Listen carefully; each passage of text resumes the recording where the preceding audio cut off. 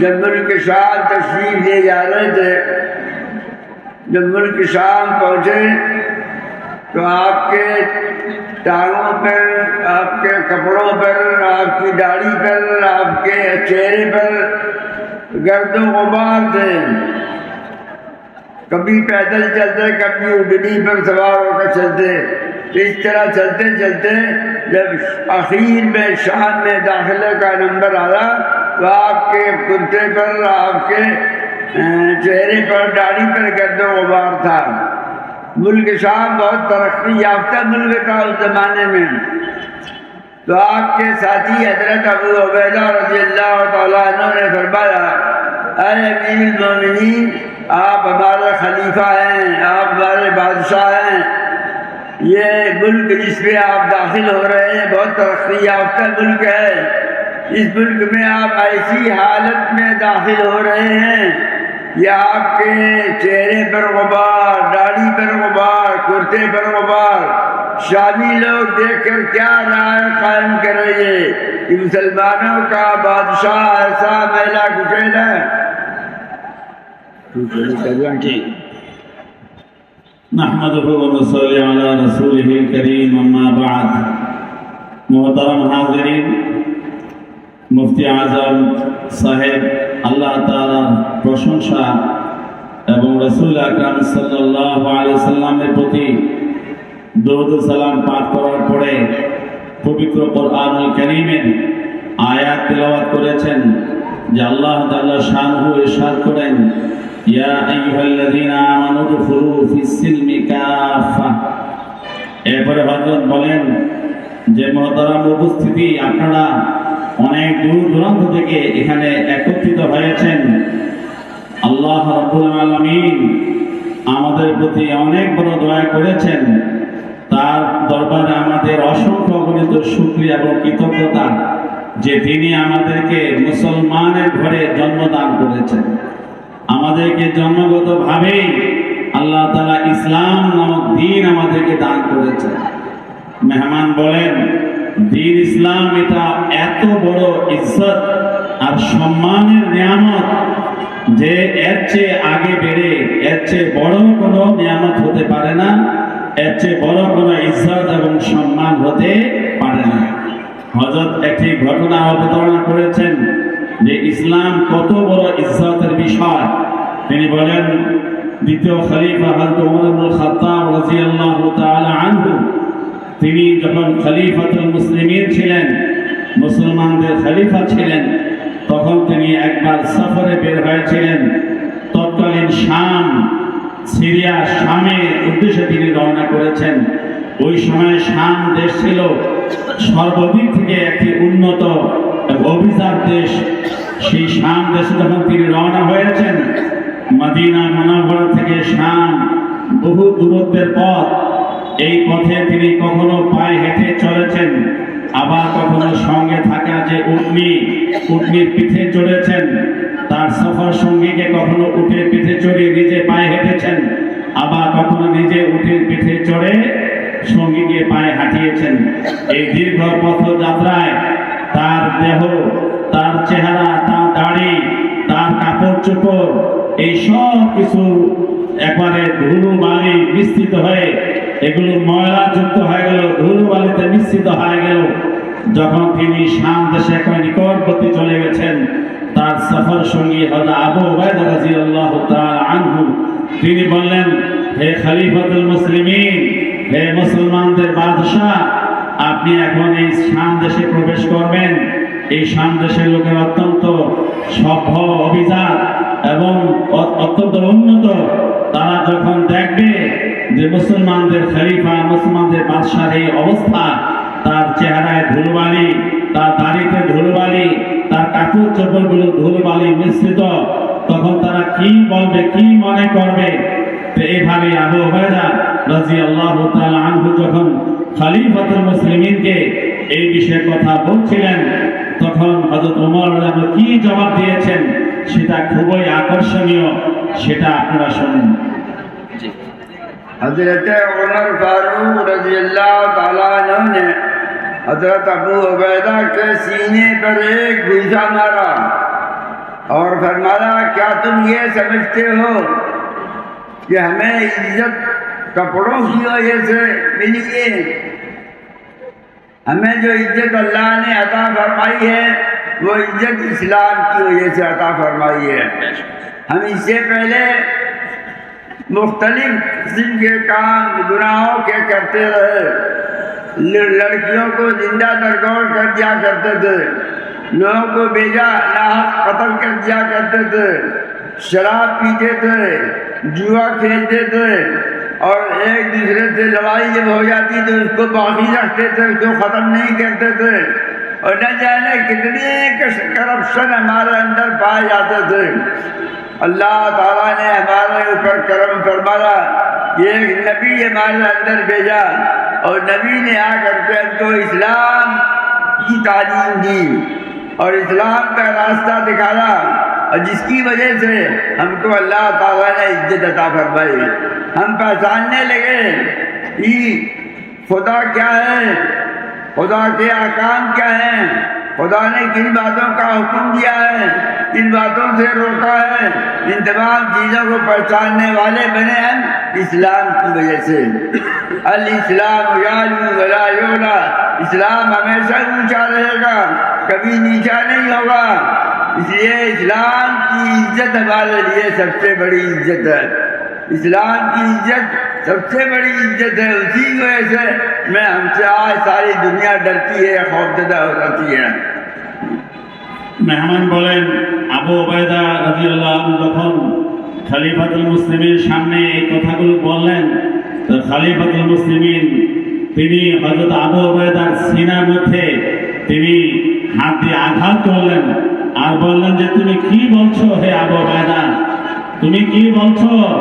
আমাদের ইজ্জত, আমাদের সম্মান, এই গোটা বিশ্বে আমাদের যে প্রভাব, এটা কি পোশাকের কারণে? এটা কি আমাদের চেহারা সুরতের কারণে? এটা কি আমাদের সাজসজ্জার কারণে? না, আমাদের ইজ্জত, আমাদের সম্মান তো একমাত্র ইসলামের কারণে। মোহতারাম মেহমান বলেন হযরত ওমর রাদিয়াল্লাহু আনহু তখন ইতিহাস তুলে ধরলেন। তিনি বলেন আমরা কি ছিলাম? আমরা তো বিভিন্ন পেশায় এবং বিভিন্ন রকমের বাজে নেশায় আমরা মত্ত ছিলাম। ইসলাম পূর্ব যুগে আমরা সেই এমন জাহেলিয়াত, এমন বর্বরতার মধ্যে আমরা ডুবেছিলাম যে আমরা আপসের মধ্যে মারামারি, কাটাকাটি, হানাহানি, খুনাখুনি, আমরা একে অপরের অধিকার হরণ, একে অপরের সম্পদ আত্মসাৎ এবং নানা রকমের গর্হিত কর্মকাণ্ডে আমরা লিপ্ত ছিলাম। মদ, জুয়া, এভাবে মানব হত্যার ক্ষেত্রে চরম আমরা অধঃপতনের শিকার হয়েছিলাম। কন্যাদেরকে আমরা জীবন্ত মাটি খুঁড়ে মাটির মধ্যে পুঁতে তাদেরকে আমরা হত্যা করতাম। এই ছিল আমাদের, আমরা না আমাদের খালিক মালিককে চিনতাম, না আমাদের সৃষ্টিকর্তা আল্লাহকে আমরা জানতাম, না আমাদের জীবনে কোনো লক্ষ্য উদ্দেশ্য আমরা বুঝতাম। এইভাবে চরম অজ্ঞতা আর বর্বরতার মধ্যে আমরা ডুবেছিলাম। এরপরে আল্লাহ রাসূল সাল্লাল্লাহু আলাইহি ওয়াসাল্লাম তিনি দুনিয়াতে আবির্ভূত হলেন। তিনি আমাদের সামনে আল্লাহ তাআলার পরিচয় তুলে ধরলেন, আমাদেরকে সুন্দর জীবনের সন্ধান দিলেন, আমাদেরকে আমাদের জীবনের লক্ষ্য উদ্দেশ্য বুঝিয়ে দিলেন।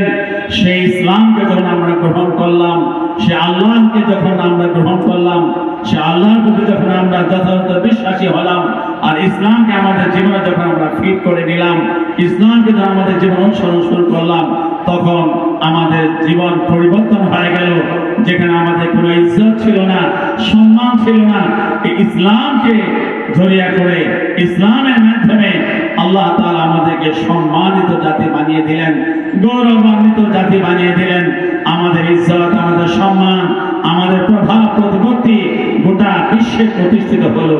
মেহমান বলেন এই ভবিষ্যৎবাণী আল্লাহ রাসূল বলে গেছেন, আল ইসলাম ইয়ালু ওয়ালা ইউলা আলাইহি, ইসলাম যে গ্রহণ করে সেই সবার প্রভাব বিস্তার করে।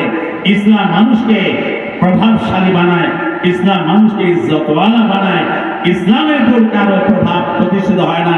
মেহমান বলেন আজকে সারা পৃথিবী মুসলমানদেরকে নিয়ে ভীত সন্ত্রস্ত। আজকে গোটা পৃথিবীর মুসলমানদেরকে নিয়ে ভয় করে কেন? কারণ একটাই, সেটা হলো ইসলামই হচ্ছে ওই দিন ধর্মের নাম যে দিন ধর্ম মানুষকে সম্মানিত করে, গৌরবান্বিত করে এবং সব কিছুর উপরে মানুষের প্রভাব প্রতিষ্ঠিত করে, সেই জন্যই আজকে ইসলামকে সবাই ভয় করে, মুসলমানদেরকে সবাই ভয় করে। क्या आप जानते हैं इस्लाम किसे कहते हैं? इस्लाम नाम है 3 चीज़ों के मजमूए का। नंबर 1, अपनी इबादत को दुरुस्त रखना। नंबर 2, अपने अखलाक को दुरुस्त रखना। नंबर 3, अपने मामलात को दुरुस्त रखना। इन तीनों चीज़ों को दुरुस्त रखने का नाम इस्लाम है। सबसे पहली चीज़ क्या? इबादत का दुरुस्त रखना। इबादत में सबसे ज़्यादा की जाने वाली इबादत नमाज है।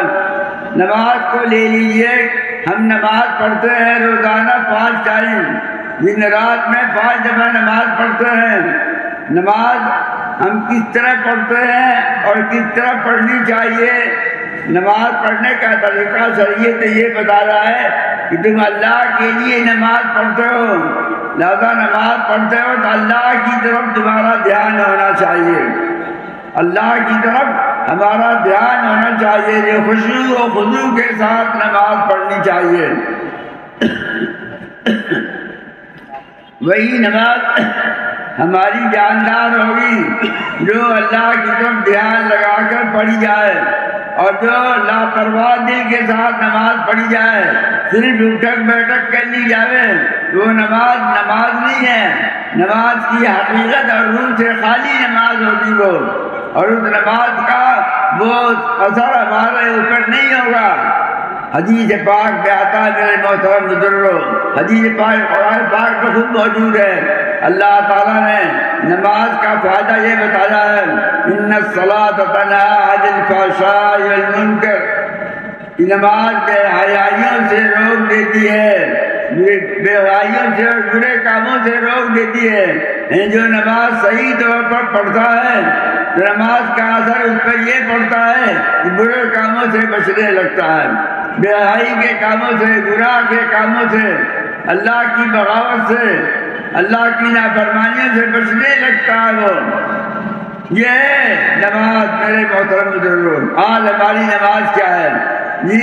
हम नमाज पढ़ते हैं शुरू से आखिर तक, एक मर्तबा भी हमारा ध्यान अल्लाह की तरफ नहीं जाता। हम नमाज पढ़ते हैं, हमारा ख्याल बाजार में चलता रहता है। हम नमाज पढ़ते हैं, हमारा ख्याल दोस्त अहबाब में रहता है। हम नमाज पढ़ते हैं, हमारा ख्याल शादी ब्याह में रहता है। हम नमाज पढ़ते हैं, हमारा ख्याल लड़ाई झगड़े की तरफ रहता है। मुख्तलिफ चीज़ों की तरफ हमारा ध्यान जाता है नमाज की हालत में। मेरे मोहतरम बुजुर्गों, इसी हालत में पूरी नमाज हमारी हो जाती है। तो जिस अल्लाह के लिए हम नमाज पढ़ते हैं, उस अल्लाह का ज़रा सी देर के लिए भी तसव्वुर नहीं आता तो नमाज क्या होगी? इसीलिए दूसरी हदीस में आ रहा है, रसूल पाक सल्लल्लाहु अलैहि वसल्लम का इरशाद है, मन लम तनहु सलातहु अनिल मुनकर फला सलात लह। जिसकी नमाज उसको मुनकर से, बुरे कामों से नहीं रोक सके, उसकी नमाज ही नहीं है, यानी उसकी नमाज कामिल नमाज नहीं है, वो नाक़िस नमाज है। जिसकी नमाज में अल्लाह की तरफ ध्यान बिल्कुल न जाए, उसकी नमाज ही नहीं है। मेरे मोहतरम बुजुर्गों, हमारे दारुल देवबंद के साबिक़ शेखुल हदीस हज़रत मौलाना सैयद अनवर शाह कश्मीरी रहमतुल्लाह अलैह फरमाया करते थे, ये उनका ज़ाती ख्याल है, वो फरमाते थे कि अगर किसी को उसकी नमाज में ज़रा सी देर के लिए भी अल्लाह की तरफ ध्यान नहीं गया, तो उसकी नमाज को लौटा लेना चाहिए, उसे अपनी नमाज को लौटा लेना चाहिए। जो नमाज क्या हुई? तो नमाज ही नहीं हुई। अल्लाह के लिए नमाज पढ़ी थी, अल्लाह की तरफ एक दफ़ा भी ध्यान नहीं गया उसका, लिहाजा उस नमाज को लौटा लेना चाहिए। ये फतवा नहीं है, ये उनकी ज़ाती राय है। फतवा तो वही है कि नमाज हो जाएगी अगर रुकू किया, सजदा किया, सही किया, क़याम सजदा सब कुछ सही कर लिया तो नमाज हो जाएगी उसकी।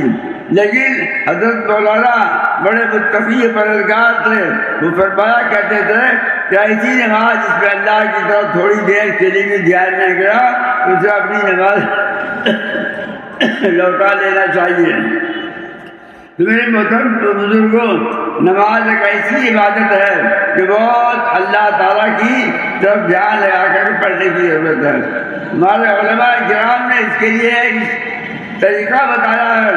اگر کسی کو بار بار نماز میں دھیان دوسری طرف جاتا ہے تو نماز پڑھتے وقت وہ یہ عمل کرے، جب کھڑا رہے قیام کی حالت میں رہے تو اپنی سجدہ گاہ کی طرف نگاہ رکھے، جب رکوع میں جائے تو دونوں قدموں کی پشت پر نگاہ رکھے، اور جب سجدے میں جائے تو اپنی ناک کی طرف نگاہ رکھے، اور جب قعدے میں بیٹھے تو اپنی گود کی طرف نگاہ رکھے۔ تو اس سے نگاہ رکھنے سے خیالات ادھر ادھر نہیں ہٹتے ہیں، اللہ کی طرف دھیان جمع رہتا ہے۔ اس پہ بہت سے بزرگوں نے تجربہ کیا ہے، آپ بھی تجربہ کر کے دیکھیں۔ اس طرح سے اگر آپ نماز پڑھنے لگے تو انشاءاللہ ہماری نماز یکسوئی کے ساتھ ہونے لگے گی، اور وہ نماز جاندار ہوگی، کامل ہوگی، اور زیادہ اجر و ثواب والی ہوگی، اور ہماری زندگی پر بھی اثر انداز ہوگی۔ محترم মেহমান বলেন যে ভাই এই যে ইসলাম যার কথা আমরা বললাম যে ইসলামের কারণেই আমাদের ইজ্জত, আমাদের সম্মান, আমাদের প্রভাব প্রতিপত্তি। এই ইসলাম জিনিসটা কি, ইসলাম কাকে বলে, ইসলাম ধর্মের সার সারাংশ, সার নির্দেশটা কি, আমি এটা আপনাদের সামনে বলতে চাই। ইসলাম নামক যে দিন ধর্ম আল্লাহ আমাদেরকে দান করেছেন, এই ইসলাম নামক দিন ধর্মের সার নির্যাস, সার সারাংশ এবং সার ফল হলো তিনটা জিনিস ঠিকঠাক করে নেওয়ার নাম হচ্ছে ইসলাম। এক নম্বর হলো বন্দেগী, ইবাদত বন্দেগী ঠিক করে নেওয়া। আল্লাহ তাআলার তরফ থেকে একজন বান্দা হিসেবে আমাদের উপরে যে ইবাদত বন্দেগী আরোপিত হয়েছে, সে ইবাদত বন্দেগীকে ঠিক করে নেওয়া, সেটাকে ঠিকঠাক ভাবে আদায় করা, এটা হলো ইসলামের এক নম্বর বিষয়। যে জিন্দেগির মধ্যে বান্দেগীকে শুধরে নেওয়া, বান্দেগীকে ঠিকঠাক মতো করা। আর দুই নম্বর হলো আমাদের যে আখলাক চরিত্র, স্বভাব চরিত্র, আচার আচরণ, যে আখলাক চরিত্র, স্বভাব, আচার আচরণকে সংশোধন করে নেওয়া, শুধরে নেওয়া, ঠিকঠাক করে নেওয়া, এটা হলো দুই নম্বর ইসলামের সার নির্দেশ কথা। আর তিন নম্বর হচ্ছে আপনার লেনদেন, আমাদের আয় উপার্জন, এই লেনদেন এবং আয় উপার্জনটাকে এটাকে সংশোধন করে নেওয়া। মোহতারাম মেহমান বলেন ইসলামের সার সারাংশ হলো এই তিন জিনিস। এক নম্বর ইবাদত বন্দেগী ঠিকঠাক করে নেওয়া, শুধরে নেওয়া, দুরুস্ত করে নেওয়া। আর দুই নম্বর হচ্ছে আখলাক চরিত্র, স্বভাব, আচার আচরণকে শুধরে নেওয়া। আর তিন নম্বর হলো লেনদেনকে পরিষ্কার পরিচ্ছন্ন করে নেওয়া। এই তিন জিনিসের মধ্যে এক নম্বরে হলো ইবাদত বন্দেগী। মেহমান বলেন ইবাদত বন্দেগীর মধ্যে সবচেয়ে গুরুত্বপূর্ণ ইবাদত হলো নামাজ। এই নামাজের গুরুত্ব ইসলাম সবচেয়ে বেশি দান করেছে। এই প্রতিদিন 5 ওয়াক্ত নামাজ পড়তে বলা হয়েছে, আদায় করতে বলা হয়েছে। এই নামাজকে খুশু খুজুর সঙ্গে আদায় করতে হবে। এই নামাজকে প্রকাশ্য এবং আধ্যাত্মিক এই দুটো দিক থেকে ধ্যানমগ্নতা, একাগ্রতা, একনিষ্ঠতার সাথে এই নামাজ আদায়ের চেষ্টা করা, এটা হলো সবচেয়ে গুরুত্বপূর্ণ। একজন মুমিনের জীবনে ইবাদত হচ্ছে নামাজ। মোহতারাম মেহমান বলেন এই নামাজের মধ্যে ধ্যানমগ্নতা জরুরি। আল্লাহ রাসূল সাল্লাল্লাহু আলাইহি ওয়াসাল্লাম ধ্যানমগ্নতার সাথে ইবাদত নামাজ আদায় করার জন্য বলেছেন। যে ব্যক্তি ধ্যানমগ্নতার সাথে নামাজ আদায় করবে সে ব্যক্তি নামাজের সুফলগুলো পাবে। আর যদি নামাজ ধ্যানমগ্নতার সাথে আদায় না হয় তাহলে নামাজে যে কল্যাণ আছে, নামাজে যে সুফলগুলো আছে, সেই সুফল এবং নামাজের কল্যাণ থেকে সে উপকৃত হতে পারবে না, সে বঞ্চিত হবে। মেহমান বলেন নামাজ যদি নামাজের মতো পড়া হয় তাহলে এই নামাজের সবচেয়ে বড় যে সুফলটি সেটা হলো এই নামাজ বান্দাকে সব রকমের অন্যায় অপরাধ পাপাচার অনাচার থেকে বিরত রাখে। সুবহানাল্লাহ। আল্লাহ তাআলা কোরআনে বলেছেন, ইন্নাস সালাতা তানহা আনিল ফাহশাই ওয়াল মুনকার, নিঃসন্দেহে নামাজ সব রকমের অশ্লীলতা, বেহায়াপনা, সব রকমের যৌনতা, অনৈতিক অন্যায় অপরাধ থেকে এবং অন্যান্য যত গর্হিত কর্মকাণ্ড, পাপাচার অনাচার আছে, অপরাধ আছে, এগুলো থেকে নামাজ বিরত রাখে। মুহতারাম হাজিরিন, আজকে আমরা নামাজ তো পড়ি, কিন্তু নামাজের এই সুফল, নামাজের কল্যাণ থেকে আমরা বঞ্চিত। এর কারণ হচ্ছে নামাজের ধ্যানমগ্নতার অভাব। নামাজ তো পড়ি ঠিকই, কিন্তু নামাজের মধ্যে আমাদের মনোযোগ চলে যায় নানান জিনিসের মধ্যে। নামাজ পড়ছি, আমার মন চলতেছে সংসারে, পরিবারে। নামাজে দাঁড়িয়ে আছি, আমার মন চলে গেছে ব্যবসা বাণিজ্যে। নামাজে পড়তেছি, আমার মন চলে গেছে আমাদের ঝগড়াঝাটি, বিবাদ বিসংবাদের মধ্যে। নামাজ পড়তেছি, নামাজের ভিতরে আমার মন চলে গেছে কোথায় কোথায় মার্কেটে, শপিং সেন্টারে। এইভাবে নামাজের মধ্যে আমাদের মনোযোগ বসছে না। এই জন্য নামাজের মধ্যে মনোযোগ আনতে হবে, নামাজের মধ্যে মনোযোগ বসাইতে হবে। এই নামাজের মধ্যে যদি মনোযোগ বসানো যায়, ধ্যানমগ্নতা আনয়ন করা যায়, তার নামাজের সুফল পাওয়া যাবে। আজকে আমরা নামাজ পড়ি, কিন্তু অন্যায় আর পাপাচার মুক্ত জীবন পাচ্ছি না। কেন? নামাজের মনোযোগের অভাব। আল্লাহ রাসূল হাদিসের মধ্যে বলেছেন, মাল্লাম তামনাহু সালাতুহু, আল্লাহ যার নামাজ যাকে, আল্লাহ রাসূল বলেন, যার নামাজ যাকে অন্যায় থেকে দূরে রাখলো না, ফালা সালাতাহু, তার তো নামাজই হলো না। এই জন্য নামাজ ধ্যানমগ্নতার সাথে আদায় করতে হবে। মুহতারাম মেহমান আরো বলেন, দারুল উলুম দেওবন্দের যিনি শেখুল হাদিস ছিলেন আল্লামা আনোয়ার শাহ কাশ্মীরি রাহমাতুল্লাহি আলাইহি, তিনি অনেক উঁচু মাপের আল্লাহর ওলি ছিলেন, অনেক উঁচু মাপের বুজুর্গ ছিলেন।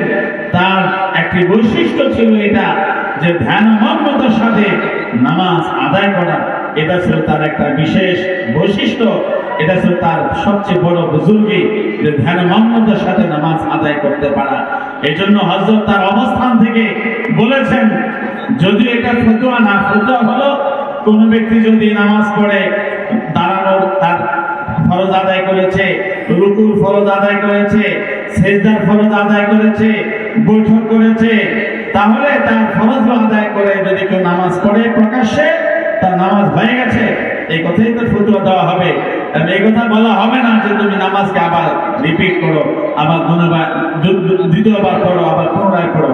কিন্তু হযরত আনোয়ার শাহ কাশ্মীরি রাহমাতুল্লাহি আলাইহি, তার যে সুউচ্চ অবস্থান ছিল নামাজে ধ্যানমগ্নতা, সে অবস্থান থেকে তিনি বলেছেন, কেউ যদি নামাজ পড়ে কিন্তু নামাজের মধ্যে তার মনোযোগটা পুরো নামাজে ছিল না, বরং কিছু সময়ের জন্য হলেও তার নামাজে মনোযোগটা হটে গেছে, অন্য কোনো দিকে লেগে গেছে, তাহলে তার উচিত ওই নামাজকে আবার পুনরায় আদায় করে নেওয়া।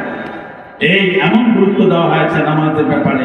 মুহতারাম হাজিরিন, এই জন্য নামাজকে ধ্যানমগ্নতার সাথে আদায় করার চেষ্টা করবো তো ইনশাআল্লাহ।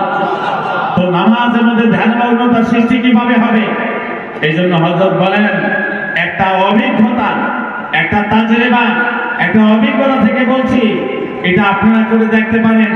আমি এই অভিজ্ঞতা কাজে লাগিয়েছি, এই নিয়মটা, এই পদ্ধতিটা আমি কাজে লাগিয়েছি, কাজে লাগিয়ে আমি দেখেছি এর উসিলা নামাজের মধ্যে ধ্যানমগ্নতা আসে। সেটা হলো যে মাসআলা আছে, নামাজ যখন কেউ দাঁড়াবে তখন সে দাঁড়ানো অবস্থা তার দৃষ্টি তার সেজদা জায়গার মধ্যে রাখবে। যখন রুকুতে যাবে তখন তার দৃষ্টি পায়ের উপরে রাখবে।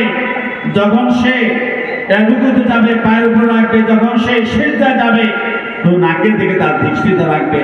যখন সে বসা অবস্থা থাকবে তার কোলের মধ্যে তার দৃষ্টি রাখবে। এভাবে পুরো নামাজটা যদি শুরু থেকে শেষ পর্যন্ত যেখানে যেখানে দৃষ্টি রাখতে বলা হয়েছে, এভাবে দৃষ্টি নিবদ্ধ রেখে, আবদ্ধ রেখে, দৃষ্টিকে এভাবে সীমাবদ্ধ রেখে যদি আমি আপনি নামাজ আদায় করতে পারি, তাহলে এটা নামাজের মধ্যে ধ্যানমগ্নতা অর্জনের জন্য বড় সহায়ক হবে। মুহতারাম মুফতি সাহেব হুজুর মাদাল্লাহ জিল্লাহু বলেন যে এভাবে নামাজ পড়লে অভিজ্ঞতা বলছে, অভিজ্ঞতা থেকে বলছি, যেভাবে নামাজ পড়লে নামাজের ধ্যানমগ্নতা এটা সহজে অর্জিত হয়। আপনারাও এটা চেষ্টা করবেন ইনশাআল্লাহ। আল্লাহ তৌফিক দান করুন। जिस तरह नमाज एक इबादत है और हमारे लिए फर्ज है, इसी तरीके से रोज़ा रखना भी एक इबादत है और रमज़ान में रोज़ा रखना हमारे लिए फर्ज करार दिया गया है। जिस तरह नमाज को दुरुस्त रखना ज़रूरी है, इसी तरीके से अपने रोज़ों को भी दुरुस्त रखना ज़रूरी है। रोज़ों की दुरुस्तगी से क्या मुराद है? इसका मतलब ये है कि हम पेट के रोजे के साथ साथ अपनी ज़बान का भी रोज़ा रखें। रोज़ा रख करके हम किसी से लड़ाई झगड़ा न करें, किसी से गाली गलौज न करें, किसी से मेरी तेरी न करें और किसी से मारपीट न करें, किसी से हाथापाई न करें, किसी की गीबत न करें, किसी की इज्जत पर बट्टा न लगाएं और किसी की तौहीन न करें और जितने भी गलत काम है उन तमाम गलत कामों से रोज़ा रखने की आदत में बचते रहें। रोज़ा जब भी हमारा होगा सही जबकि हम रोज़े से आदाब और शराइत के पूरा करते हुए रोज़ा रखें। अगर हमने रोज़ा रख करके बदपरहेजी की, लड़ाई भी लड़ते रहे, गालियाँ भी बकते रहे, एक दूसरे को मारपीट भी करते रहे, तो हमारा वो रोज़ा काबिल कबूल नहीं होगा। और रोज़े का जो फ़ायदा है लअल्लकुम तत्तक़ून, कि हमारे अंदर तक़वा पैदा हो, ये फ़ायदा भी हासिल नहीं होगा। रोज़े का फ़ायदा जब भी हासिल होगा जबकि हम अपनी ज़बान का भी रोज़ा रखें, अपनी ज़बान से किसी को बुरा भला न कहें, अपनी ज़बान से किसी की गीबत न करें, अपनी ज़बान से किसी की इज्जत पर बट्टा न लगाएं और अपनी ज़बान से गाली गलौज न करें। इन तमाम चीज़ों से परहेज करना हमारे लिए ज़रूरी है।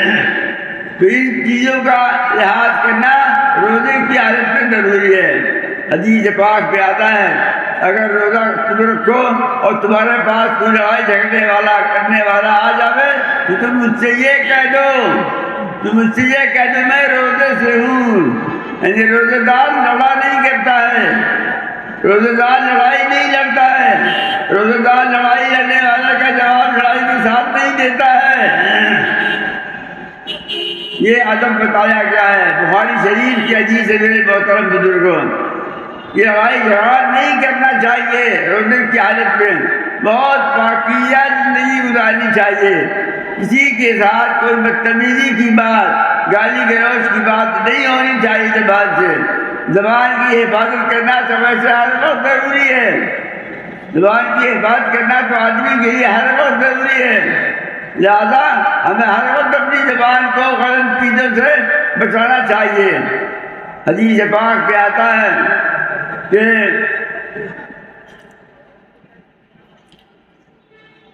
من لم يدع قول الزور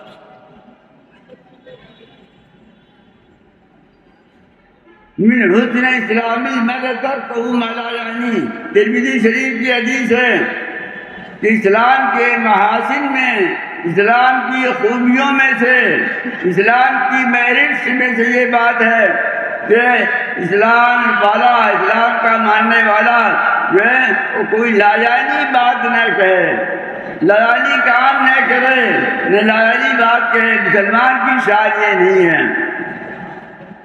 بخاری شریف کی حدیث ہے من کان یؤمن باللہ والیوم الآخر فلیقل خیرا او لیصمت، جو شخص اللہ پر ایمان رکھتا ہے اور قیامت کے دن پر ایمان رکھتا ہے اسے چاہیے کہ جب وہ بولے کوئی بات تو اچھی بات بولے، خیر کی بات بولے، نصیحت کی بات بولے، کام کی بات بولے۔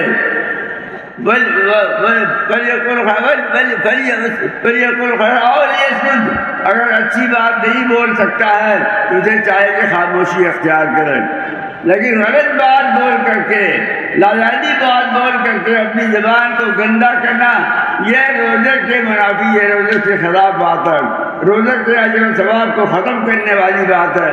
اس لیے میرے محترم بزرگوں، روزہ بھی جب رکھا جائے گا تو روزہ اسی طرح سے رکھا جائے گا کہ اس کے صحیح طریقے یا جو صحیح شرائط بتائے گئے ہیں ان شرائط کے ساتھ روزہ رکھا جائے۔ نیک آدمی وہی ہے میرے محترم بزرگوں جو ہر وقت برائی بیان کرنے سے، غیبت کرنے سے، لڑائی جھگڑا کرنے سے بچتا رہے۔ وعباد الرحمن الذين يمشون على الارض هونا واذا خاطبهم الجاهلون قالوا سلاما۔ کہتے ہیں نیک بندے اللہ کے وہی ہیں جو زمین پر چلتے ہیں، جو تواضع کے ساتھ چلتے ہیں، عاجزی اور انکساری کے ساتھ چلتے ہیں، مٹکتے ہوئے، اتراتے ہوئے، تکبر کا اظہار کرتے ہوئے نہیں چلتے ہیں۔ وَإِذَا خَاطَبَهُمُ الْجَاهِلُونَ، اور جب اس سے لڑائی لڑنے والے مخاطب ہوتے ہیں لڑائی لڑنے کے واسطے جی تو قالوا سلاما، تو اس کی لڑائی کا جواب لڑائی کے ساتھ نہیں دیتے، اس کی بدتمیزی کا جواب بدتمیزی سے نہیں دیتے، اور اس کے گالی گلوچ کا جواب گالی گلوچ سے نہیں دیتے، بلکہ یوں کہتے ہیں السلام علیکم، تم پر سلامتی ہو اللہ کی، اور یہ کہہ کر آگے چلے جاتے ہیں۔ اس سے رشتے نہیں ہیں، اس سے لڑتے نہیں ہیں، اس کی بات کا جواب نہیں دیتے ہیں، بلکہ سلامتی کی دعا دے کر کے آگے چلے جاتے ہیں۔ یہ ہے مسلمانوں کی شان میرے محترم بزرگوں۔ تو روزہ رکھنے کی حالت میں تو اور بھی شان ہماری کامل مکمل ہونی چاہیے۔ روزہ رکھ کر کے اپنے روزے کو ہم خراب نہ کریں، گالی گلوچ کر کے اور برائی کر کے، توہین کر کے، احانت کر کے کبھی اپنے روزے کو خراب نہیں کرنا چاہیے۔ تو روزے کا درست رکھنا یہ ہے کہ اپنی زبان کا بھی روزہ رکھیں، جبھی ہمارا روزہ کامل ہوگا، ورنہ اگر ہم نے آداب اور شرائط کی رعایت نہیں کی تو حدیث پاک بتا رب صائم لیس له من صيامه الا الجوع ورب قائم لیس له من السحر الا السحر۔ کہتے بہت سے روزے دار ایسے ہیں کہ رات بھر آنکھیں پھوڑنے کے علاوہ ان کے پلے کچھ نہیں پڑتا ہے، روزہ رکھنے اور بھوک برداشت کرنے کے علاوہ ان کے پلے کچھ نہیں پڑتا ہے۔ اور بہت سے رات کو شب بیداری کرنے والے ایسے ہیں کہ ان کو رات کو آنکھیں پھوڑنے کے علاوہ ان کے پلے کچھ نہیں پڑتا ہے، صرف جاگنا ہی جاگنا۔ اور روزہ رکھنے والے روزہ رکھ کر کے اور برائی بیان کریں اپنی زبان سے، ان کے روزے کا کوئی اجر ثواب نہیں ملتا۔ صبح صادق سے لے کر کے مغرب تک بھوکے رہتے ہیں، بھوک کو برداشت کرتے ہیں، اللہ کے لیے کچھ نہیں ملتا، اللہ کے لیے کچھ ثواب نہیں ملتا ان کو۔ میرے محترم بزرگوں، عبادت کی دستگی یہ ہے کہ جس طریقے سے شریعت نے ہمیں روزہ رکھنے کے آداب و شرائط بیان کی ہے، اس طریقے سے ہم اپنی عبادات کو کریں تاکہ عبادت کا اجر و ثواب ملے اور اس کا اثر بھی ہمارے اوپر ظاہر ہو۔ আলহামদুলিল্লাহ, মেহমান বলতেছেন নামাজ যেভাবে ঠিকঠাক মতো আদায় করা চাই, ধ্যানমগ্নতার সাথে নামাজের আদব রক্ষা করে, ঠিক তেমনিভাবে রোজা এটাও একটি গুরুত্বপূর্ণ ইবাদত। এই রোজাও তার কিছু আদব রয়েছে, কিছু শর্তাবলী রয়েছে, সেগুলো রক্ষা করে আদায় করা চাই। মেহমান বলেন রোজা শুধু সকাল থেকে সন্ধ্যা কিছু পানাহার থেকে বিরত থাকার মধ্যে সীমাবদ্ধ না।